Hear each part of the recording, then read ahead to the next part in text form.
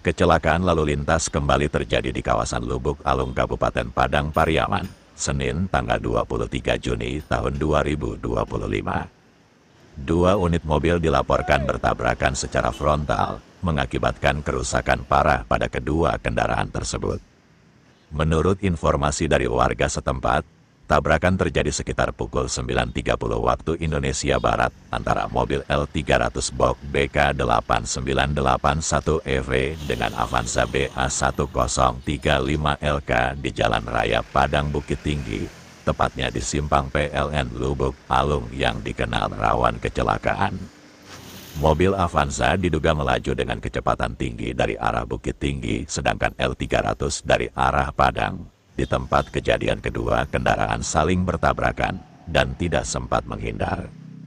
Suara tabrakannya sangat keras. Kami langsung keluar rumah dan melihat dua mobil sudah ringsek, ujar Yanti, salah seorang saksi mata. Petugas kepolisian dari Polsek Lubuk Alung langsung datang ke lokasi kejadian untuk melakukan evakuasi dan olah tempat kejadian perkara.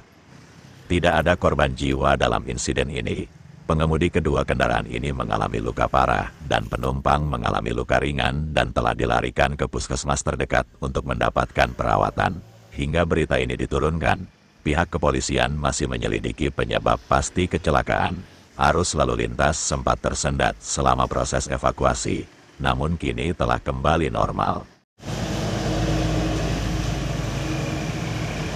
Tim Kaba Balai Gadang melaporkan dari Lubuk Alung, Padang Pariaman.